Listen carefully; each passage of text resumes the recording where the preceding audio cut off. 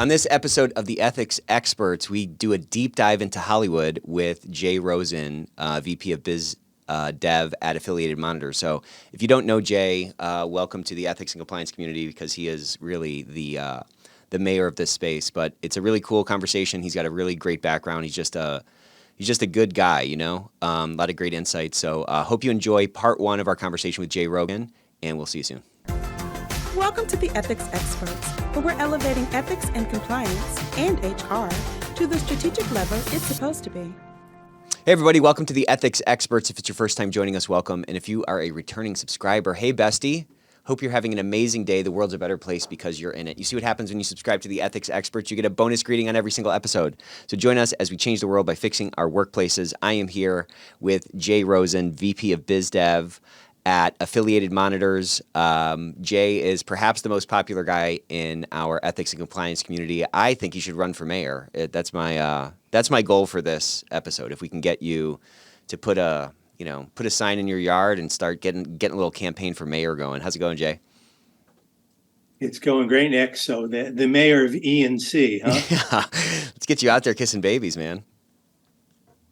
I've got no problem kissing babies. Very good. Let's do it. So you are at Affiliated Monitors, but you've been called the accidental ethics and compliance tourist, and so you have a really cool sort of background and story. I'd like to really kind of start at the start on how you kind of got here, because I doubt when you were little you said I wanted to be, biz dev in the ethics and compliance space. I didn't even know what the ethics and compliance space was 15 years ago. So how did you get here?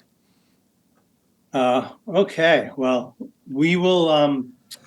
I've got 5 different distinct parts of my career that commenced, and I'm going to give some real dates so if people can do the math, they can figure out how old I am, besides the fact that I've got my salt and pepper beard. But I moved out here into Los Angeles in 1987, and I had gone to school back east in Philadelphia at the Wharton School of Business. And when I was in college, I got bit by the entertainment bug, and I started working at the local television station on campus called UTV, which stood for University Television. Now, this was back in the mid to early 80s.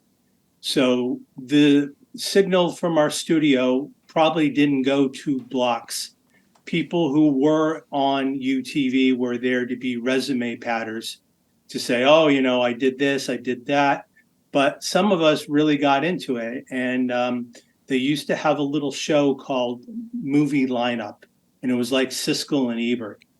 And what they would do is every week they'd show clips from the movies and, talk about what was happening. So my roommate dialed up the phone and put it in front of my face. And I'm like, I'd like to be on UTV. So I went by and I went from being the PA, the personal assistant, to running the show, which was called Movie Lineup, to running the whole station, to hosting my own show called Night Riot with Jay Rosen. And then after doing all this stuff, I was sent to Penn to groom myself to take over the family shoe business, which was called Mort Distributors. And the deal about the way my dad set up his company, New England was an area that had a lot of textile production in the 1860s. And then in the early 1900s, textiles morphed into shoes.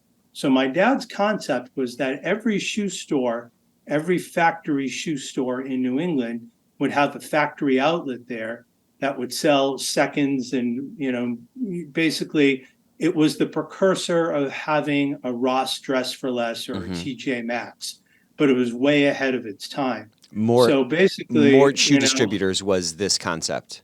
Yeah. Kind of a Ross for shoes. Exactly. Oh, cool. So I was supposed to go to Penn, learn what I was going to learn, and then come over and take over the family business. And then I said, Dad, I've gotten involved with this TV thing, and it seems to be working pretty well. I'm, getting the posters and getting the clips and going out and meeting with people. And I would like to, go to Hollywood and see what happens. And my dad said something similar to what your dad has said. And past episodes that my dad used to say, if you get up in the morning and you go to work, you better love what you do. Mm-hmm. And if you don't love it, you're SOL, which we all know means shit out of luck. So I think your dad gave you similar advice in the past. Mm-hmm. And sometimes when we're at that age, we're in our, late teens, early 20s, we think we know how it's going to be and we think we know how it's going to go. But to get that advice, to get that support from my family and my father was just so meaningful. Totally, and yeah. that kind of set me off on this 30-year journey to where we are today. Were you pretty nervous about that conversation? Like, did you feel like that was a real change in plans for your dad and for the family business? No, it was the easiest conversation in the world to have because he was no BS. He was like, straight, no shooter. Yeah, This yeah. is like, you gotta, that he not only practiced that for me, but it was for my two sisters as well. Everybody got the support. And, it makes me think about other people, friends of mine who are at Penn. And there was this one student who his parents we won't use his last name, but they had the law firm of Cohen and Cohen, and he was supposed to graduate and he'd be the third Cohen. So this guy, Mr. X Cohen, he's been in that business now for the last 30 years, and that was not what he wanted to do. But there was already an office there, and his name was already on the pane, that that's what his family expected. So when you look at that issue, that's just about one person's individual happiness and work, right? But now, let's take a look at all the people that we touch in our working life. If they aren't allowed to be who they are, and they're not allowed to do what they want to do, why are we doing that? It just doesn't really give people the chance to be the best who they are and to contribute to their fellow people in society. Yeah. It's hard, though, to come to that conclusion if you're focused on yourself too much. You know what I mean? Mm-hmm. If you have these expectations for your kids to come and take over the business and you've already gotten the sign maker to come and etch their name, on the glass door, I don't know, there's it's kind of it's like there's a perceived permanence to it. I'm sure your buddy felt so obligated to do that, even though that wasn't what he wanted to do, Mm-hmm. And I think when you're in those kinds of situations, it can sometimes get difficult to find, to find the silver lining or find the thing about find the thing in the thing that you've been sort of, handcuffed to that kind of can be that source of joy or that source of happiness, It can just be overwhelming too, right? Yeah. Because we're supposed to be out there, we're supposed to have the answers. And I don't know if you remember the movie Working Girl Mm-hmm. or Swimming with the Sharks. And there are all these kind of, the movies that talk about how to be in business and what to do in business and how you make yourself. And there was, we'll jump ahead. So I leave Penn and I go to Los Angeles and I want to get involved in the movie business. So I get a job at a mailroom at a talent agency. So you just moved out there and you said, I'm going to just move out here and find a job. Did you have it? So you didn't even have it lined up before you went out there? No, I mean, I had some of these PR groups that I was working with. I had connections at Columbia and at Universal and Orion. And then my uncle was in the advertising business, and he worked at Ogilvy and Mather in New York City. Cool. So I must have had something like 20 or 30 interviews to either be in a mailroom or to work at a studio. And to some people, I wasn't in the right fraternity at college, so that didn't let me in. And, what finally happened was there was a company called Triad Artists, which got absorbed into the William Morris Agency. And I was introduced to an agent there. And this is how random life is. After I graduated college, I took a backpacking trip to Europe. And when I was in Europe, I was introduced to a guy who worked for the Comedy Festival of Montreal, which is called Just for Laughs. Yeah, big one. And It's a huge, huge festival, yeah. So he made a connection with me and an entertainment agent at Triad. And so they brought me in. I met with the training program, and they were going to start me the following Monday. Well, the Friday before that Monday, I get a call from CAA, Creative Artist Agency, which, if you know, is one of the biggest in the world. Yeah. And the guy who ran it at the time was a guy named Mike Ovitz, who kind of went on to non-success when he was brought by his friend Michael Eisner to come to the Walt Disney Company. And he just, his skills being a deal maker and being in agenting did not really mesh with what Michael Eisner needed as complementary skill sets. Interesting. So I think Ovitz lasted maybe a couple of years, got a huge golden parachute, and never approached that level of fame again. Interesting. But they said, look, Mike Ovitz is looking for a second person to be on his desk. And for the next 2 years, all you're going to do is make reservations for Mr. Ovitz. So you'll make his dining reservations, and you'll book his limos and his airplanes. You want to do that. So I go, okay. So I call my dad up and I said, Dad, they want me to go work for this guy Ovitz. And if I work for Ovitz, I'm never going to see the outside of his office for 2 years. But if I go and do this and survive and do really well, it could be the key to anything I want.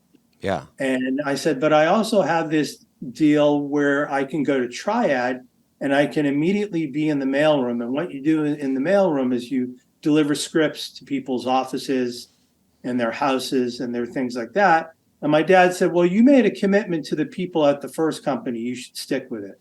So I did, and I went to Triad. But I'll never know whether or not if I would have taken that gig with Ovitz, and if I had worked for 2 years there, you and I might not be talking now. Right. That's I would just be sitting here staring at a blank screen, you know? Yeah, or thinking about how you could be the mayor of ENC.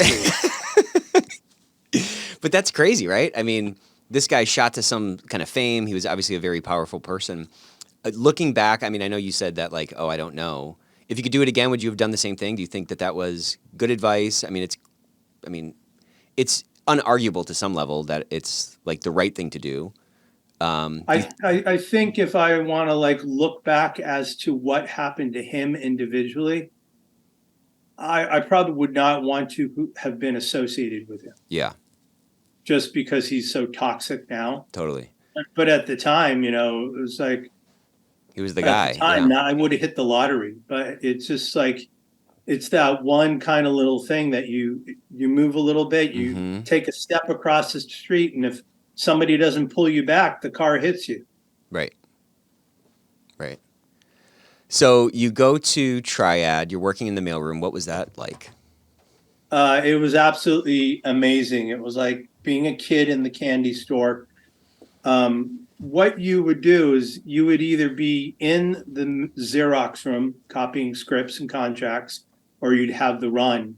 And there was a morning run and an afternoon run. So I remember all sorts of bizarre stuff, like bringing a script over to Louis Anderson's house in the Hollywood Hills. And he was a short, kind of compact guy, but he was big. Yeah. And when he answered the door, the bathrobe didn't quite cinch all the way around his package. Mm-hmm. And it was like, I'm having to here you go, Mr. Anderson. I'm giving him a script, and I'm making sure not to look at what's dangling between his bathrobe. Right. So that was just bizarre. Totally.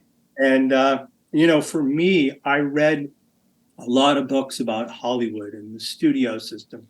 So I was like a kid at the candy store I would drive on to the MGM lot, and I would, I didn't have to go on to the lot. I could have parked and walked.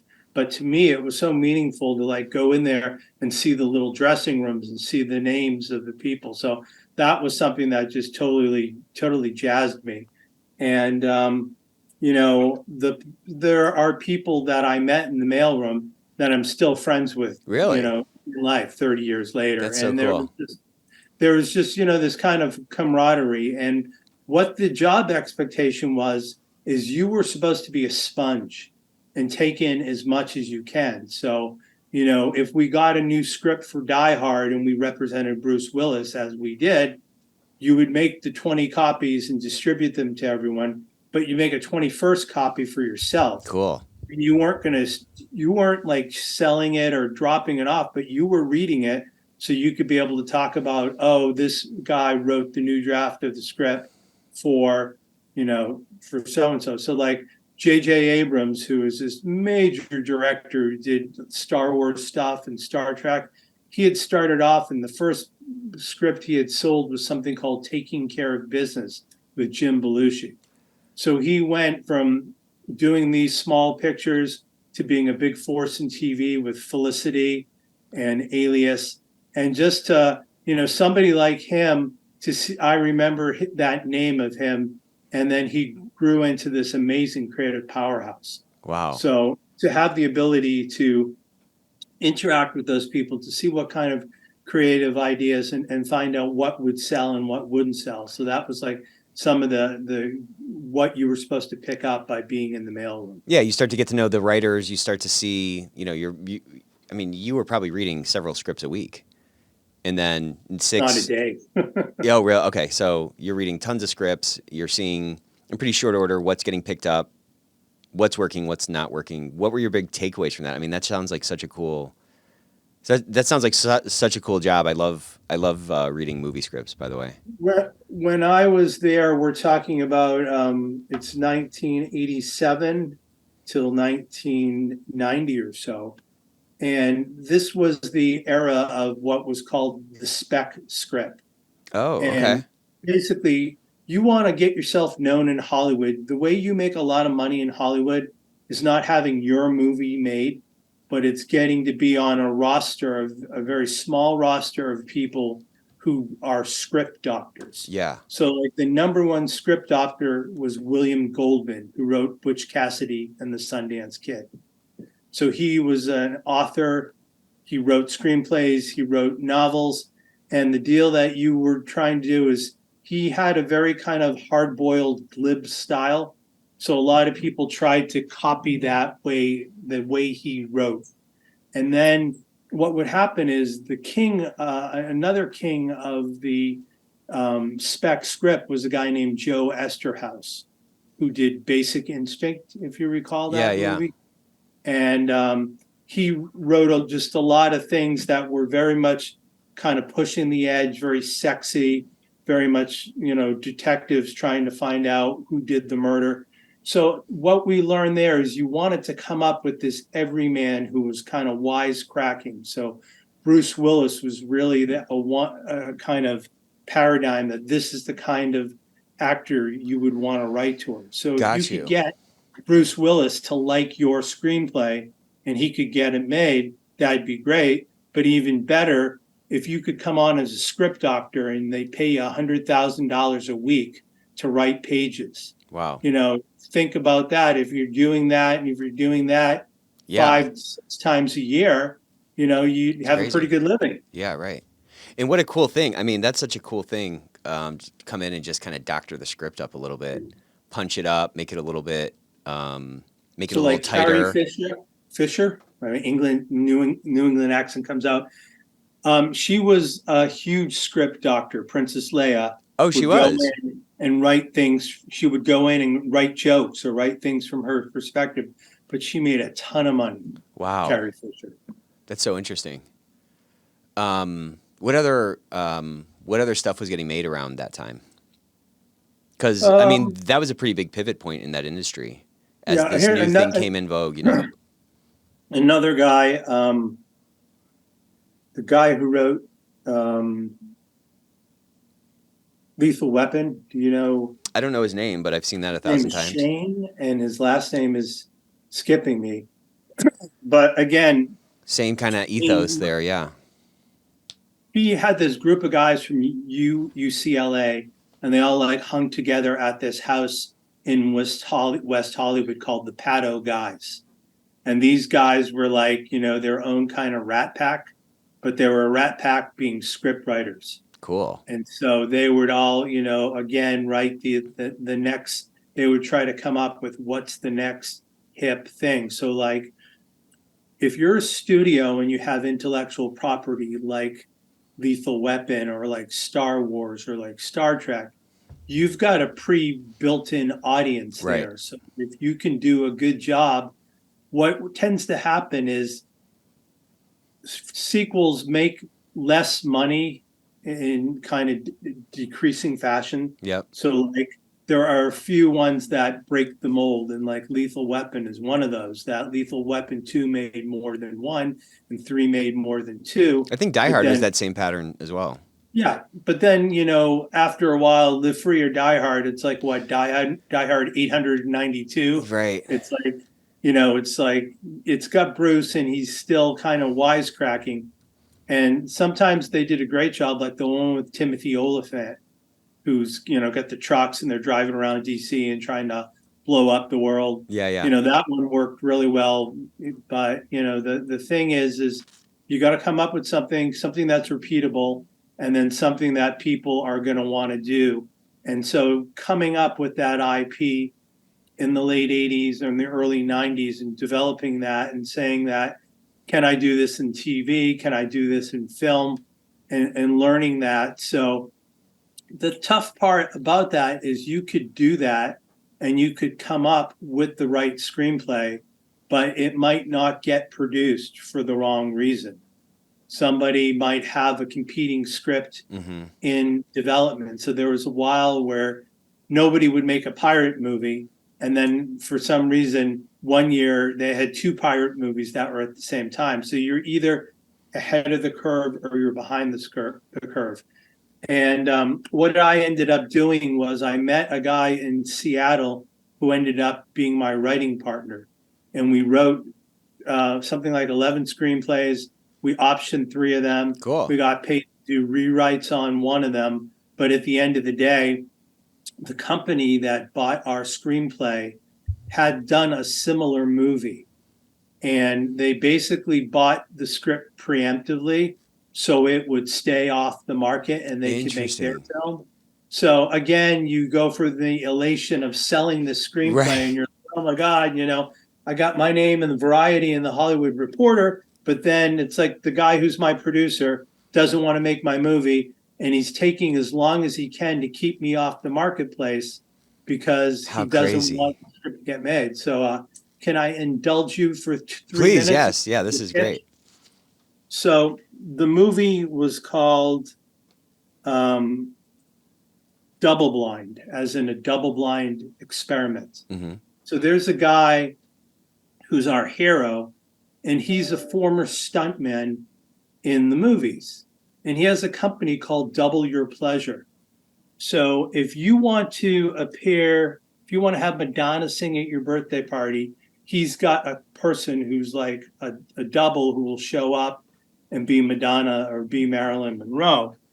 At the same time, he can allow you to be in 2 places at the same time.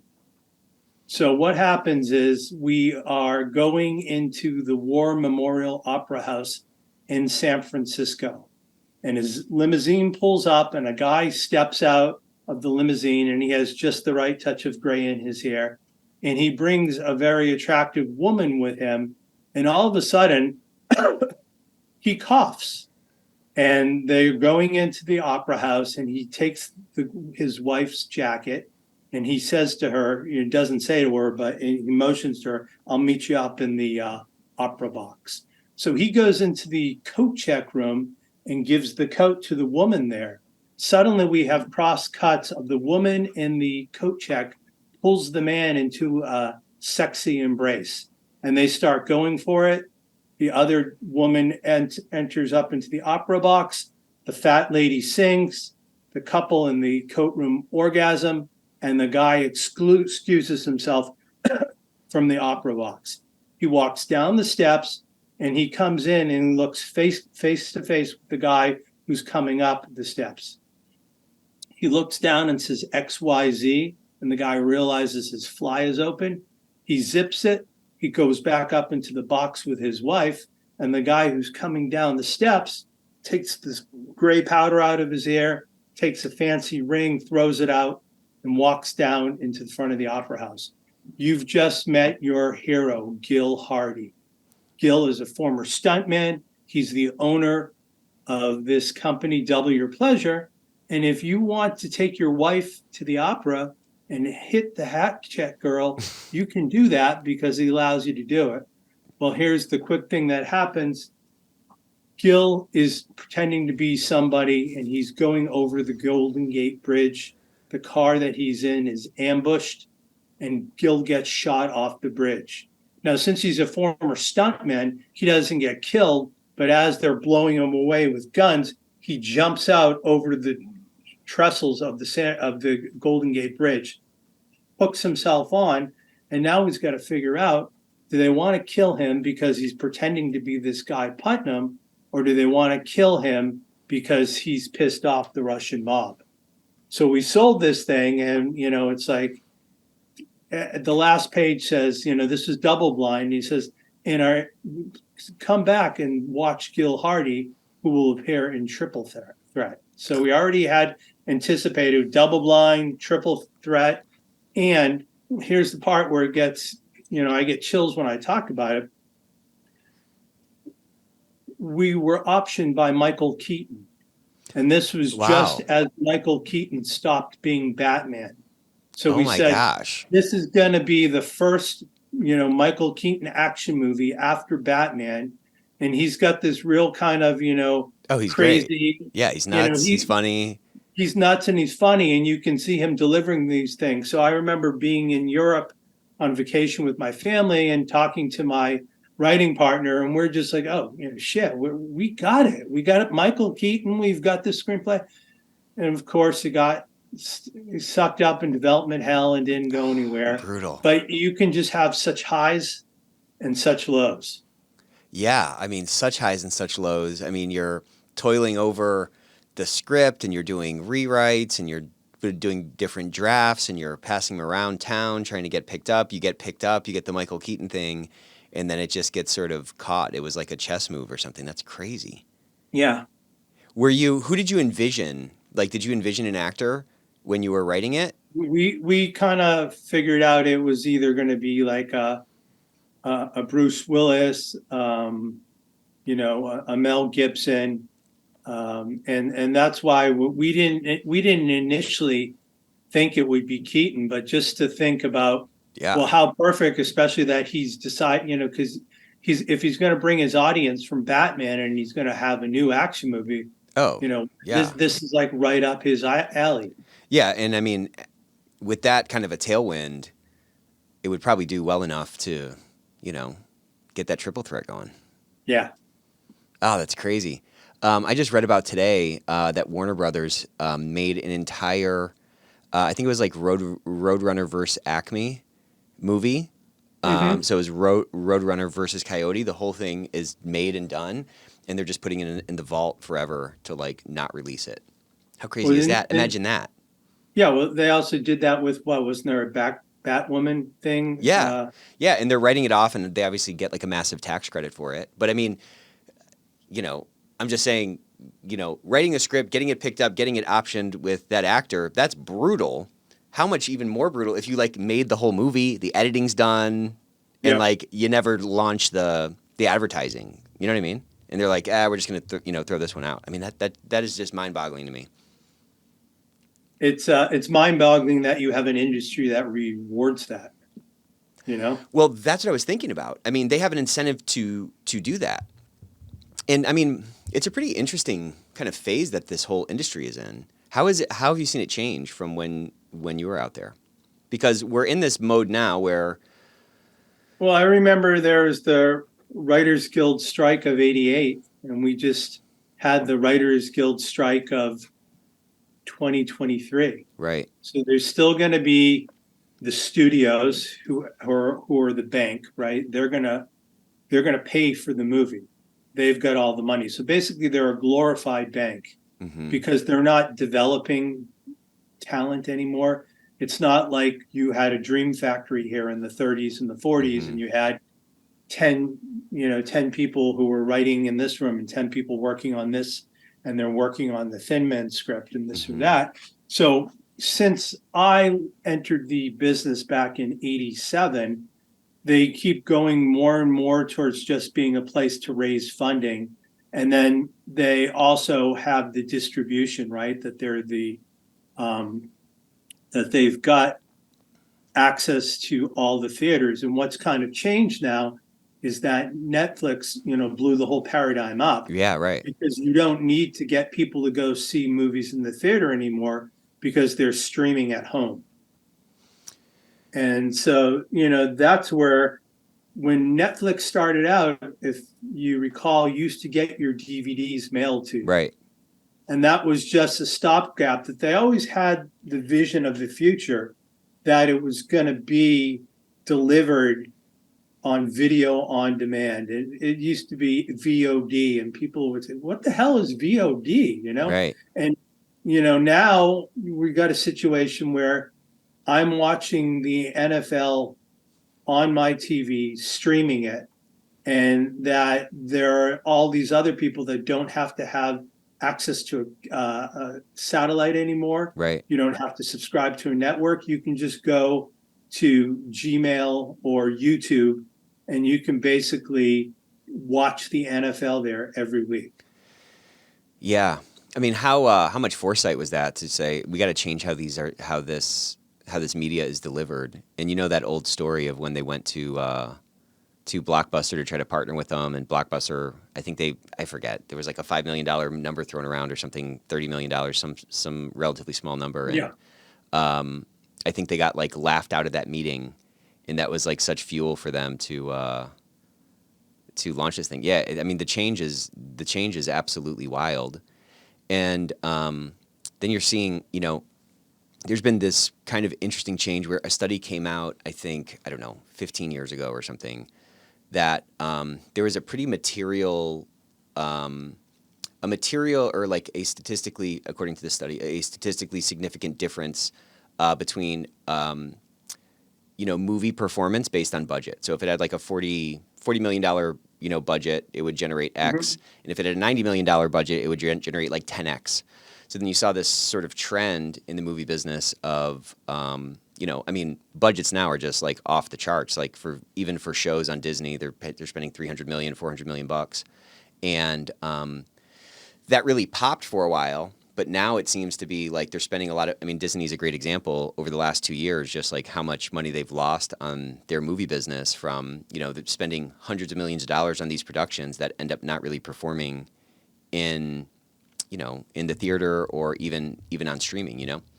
Well, I think they may have taken their eye off the prize. And for a little bit, it was like, what are we going to do during COVID? Mm-hmm. So for a while, they effortlessly slid in, and all the stuff that was supposed to go into the theaters got dumped, not dumped, but they became streaming. And what happened was, like, one of the things that pissed off a lot of the creative people here, Warner Brothers made a decision without consulting with any of the talent, that all the movies that they were going to show in whatever year it was, 2020 or 2021, they were simultaneously going to go on HBO, That's and right. going to go They were launching them movie concurrent. theaters. Yeah. Right. So at one point, they were taking their inventory and getting cash out of it, but they were screwing up the contracts they had, because a lot of the things, like there was a big thing with Scarlett Johansson at Disney, that she was going to make less than she would have made if the movie received a theatrical Got release. you. Yeah. And they Because it's held like none of Black those other Widow. views counted or something for her comp plan or something. Yeah, so they kept Black Widow on the bench for almost like a couple of years. That's And then right. when it finally came to the theater, everyone was like, well, this is what we're waiting for. We would have liked this 2 years ago, but now, Right. what's up with that? So Disney's game was playing, they were trying to take on Netflix and saying, look, we just want to get more and more subscribers. Right. So they were taking the content online, getting people to subscribe. But what that did is it kind of left a hole in their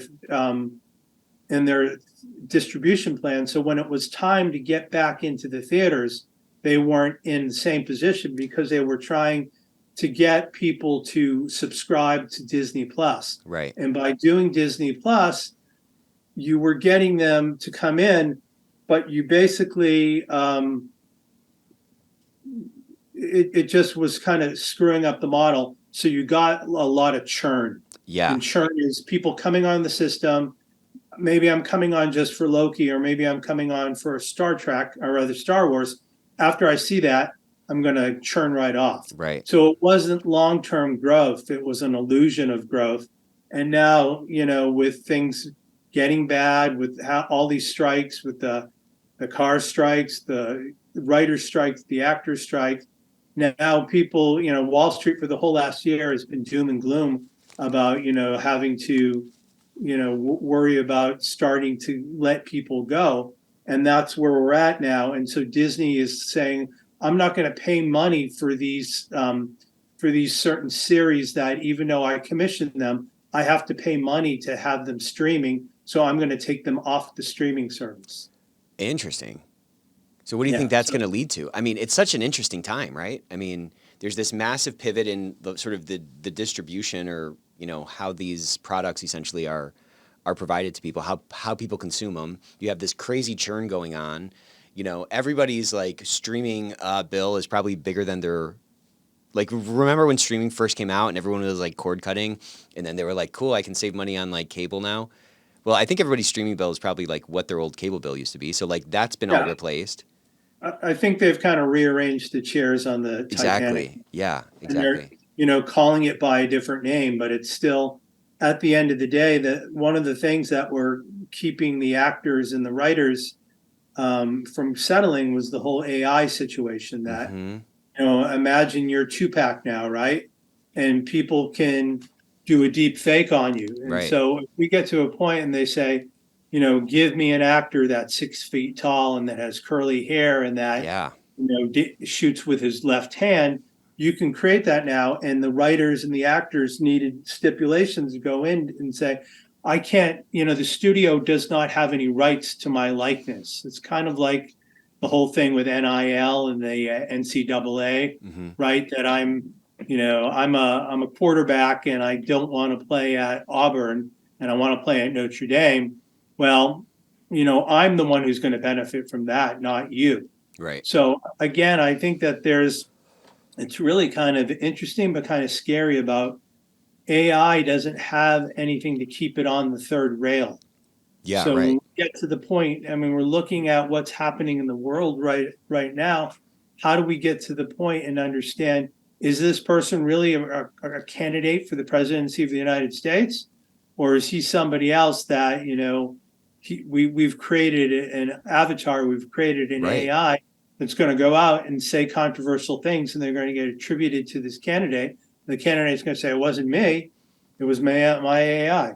So it's like, how do we use AI for good, but how do we keep AI from being used for bad? Yeah, that's such a good question. I mean, the implications of it are just like unknown. And it's not necessarily, I mean, odds are it's going to be used equally for good and bad, right? Just like everything else.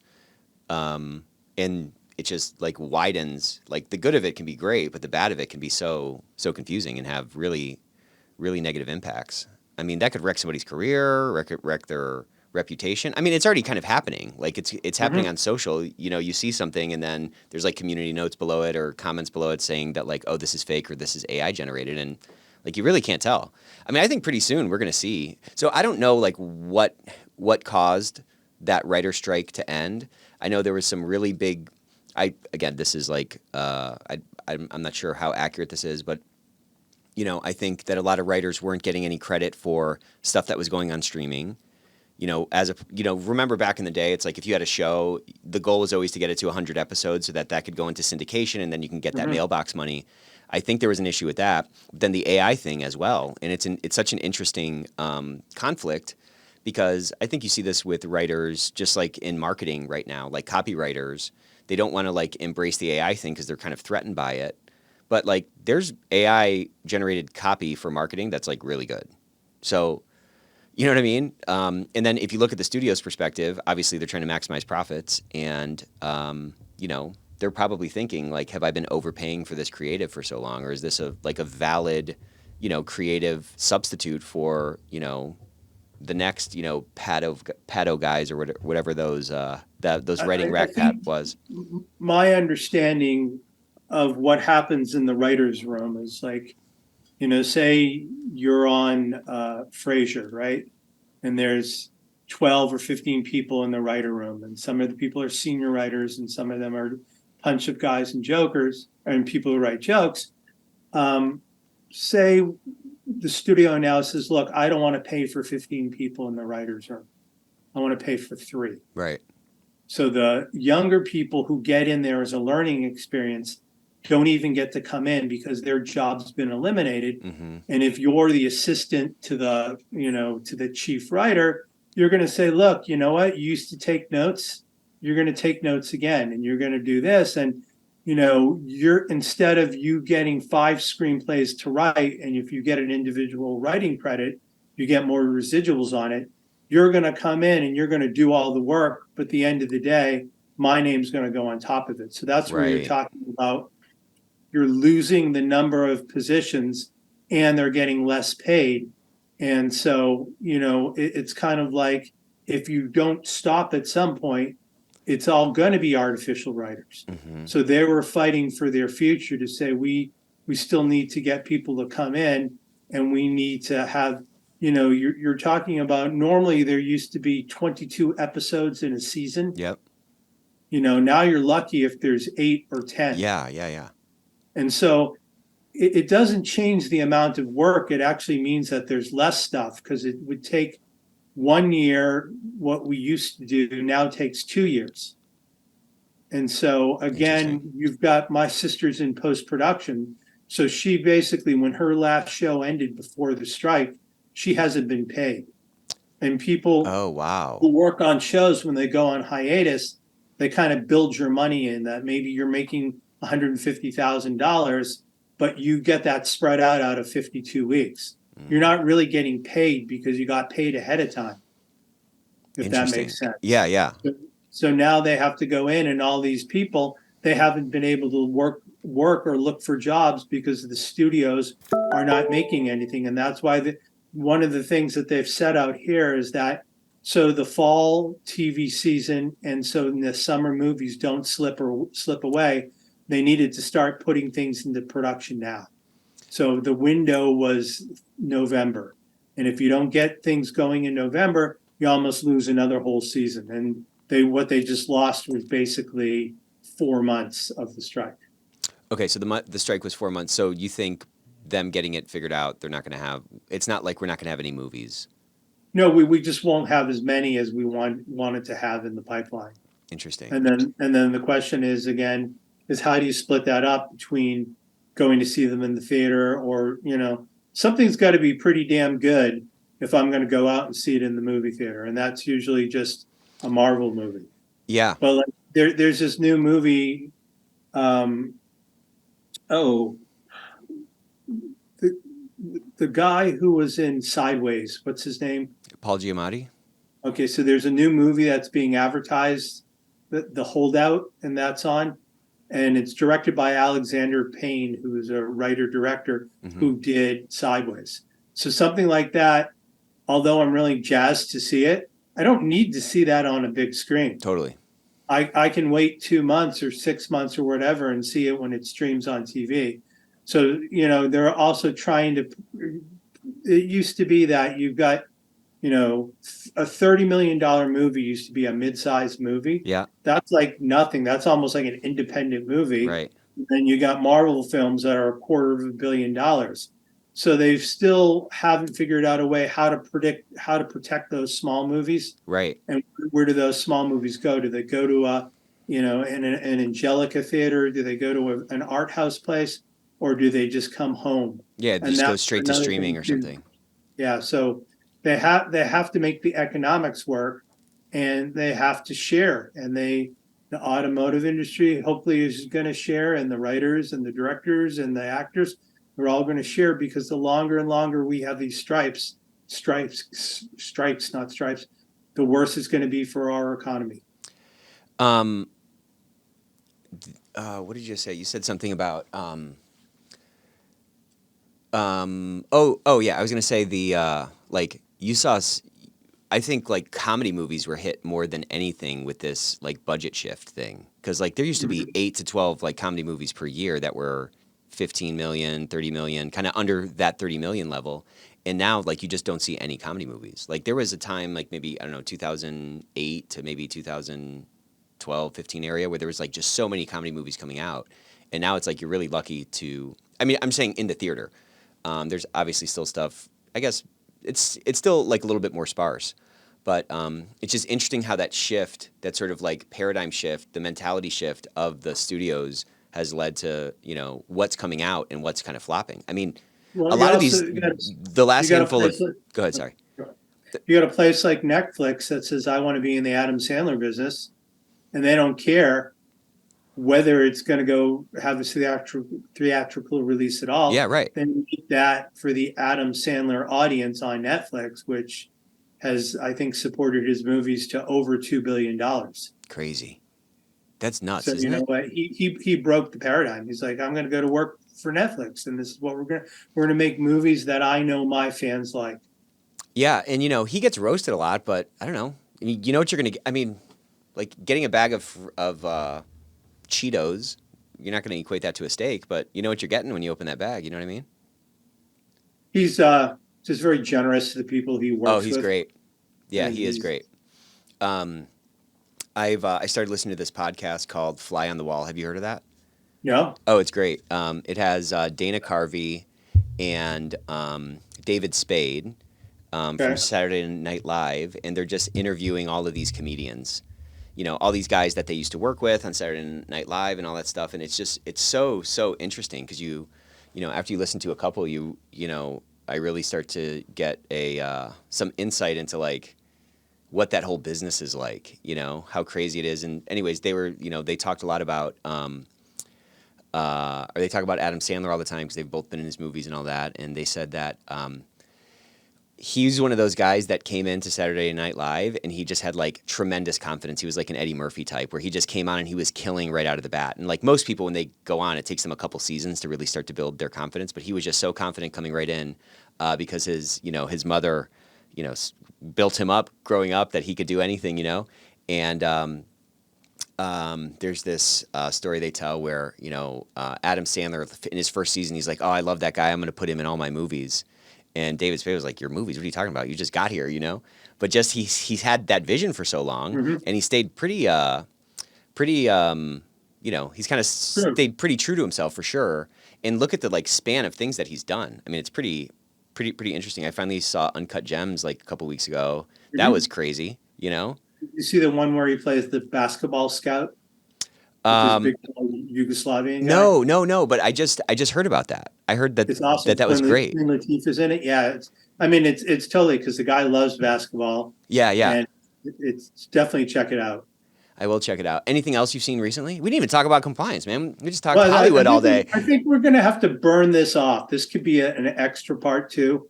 But if you want to like schedule another time, Okay. and we'll keep to the four corners of the agreement. Okay. Because I've got like all these little notes and stuff. I can maybe put together a suggested outline. Yeah, let's just do a part two. I mean, this was a really fun conversation, though. Like, I'd love to still publish it, but we'll just do a part two, and we can do that in a couple of weeks. And if you want to send me the outline, then we'll just kind of go through that. But I mean, we didn't even get into the impact you've made in this industry, and how you've seen this change since 2008, all that kind of stuff. So we definitely need to do a part two. And I promise I won't ask so many questions about what's going on in Hollywood. I love people, man. I love talking to you. You said we're going to do this like 2 years ago. I know we finally made it happen. Our calendars, so it's awesome. And I don't know. I mean, I haven't thought about that whole Mike Ovitz thing since I just started telling you. I mean, it's been years. Yeah. Since I even thought about the guy. Yeah. I'm gonna have to look him up because I've heard the name, but I don't know the details of his toxicity and all of that. So I'll have to check that out. What's cool about him is he was one of 5 agents who broke away from the William Morris agency. So it was a situation that, again, you had these old guys who were making the deals, and you had these young Turks, and they weren't listening to the Turks. So they basically broke away and they set up shop with like card tables, and their wives answered the phones, and they just went in and they started cherry picking all these actors and all these sitcom writers from William Morris and just stole it blind. How crazy. And they basically, Ovitz is known to have said to Joe Esterhaus that I'm going to take my foot soldiers who walk up and down Wilshire Boulevard and blow your fucking brains out. Amazing. Yeah. So, I mean, they had this whole kind of like, mobster swagger, but there's one book about De Palma and making a movie called The Devil's Candy, which is really cool. Yeah. But I'll try to figure out there's like a history of there's a history of CAA that you can listen to as a podcast, or you can read the book. And it's this guy who also did a thing about he did a whole audio series about SNL. Oh, did he? And then, okay. Yeah, and then there was another one all about ESPN. Cool. And these are like different podcast series? Different podcasts. I'll send you sweet. the- Yeah. Yeah, that sounds super interesting. I just love I love the behind the I love seeing and hearing how the sausage is made, because it's just such a because I love sausage. You know what I mean? And it's just crazy when you look back at all these stories. There are all these young people who come in who don't know any better, but Right. they want to shake things up. Right. It's like innovation. You can never really put a cover on innovation, because there's always going to be somebody who thinks that they can do it different or they can do it better, and they don't really. It's like you're Elon Musk, right? And you're like you're gonna create your software company, and then you're gonna create Tesla, and you don't know any better because you think it can be the best thing out there. And now I'm in California, and it's like every other car is a Tesla. I know, it's crazy. It's so nuts. And like even with SpaceX, SpaceX, like 90 plus, literally 90 plus % of the components that go into their rockets, they manufacture. Whereas like their biggest competitor, they have like over 1,200 vendors to construct these things. And so kind of to your point, I mean, he looked at all the ingredients, and he said, we can make these rockets for way, way cheaper. So yeah, you can't put a cap on that, or a cover, as you said. You can't put a cover on that innovation, because there's always outliers, and there's always somebody who's going to come in and, to your point, they don't know better. They don't have respect for the old way. They can bring that sort of beginner's mind or those fresh eyes to a problem, and roll the dice to try to solve it a different way. It's so cool. It's so inspiring. Absolutely. Well, listen, man. Thank you so much for joining. We will we'll schedule part 2. We're just scratching the surface of the Jay Rosen story here, so I love it. Thanks for having me on, Nick. All right, brother. And have a great long weekend. You too, man. Take it easy. Bye bye. All right, take care.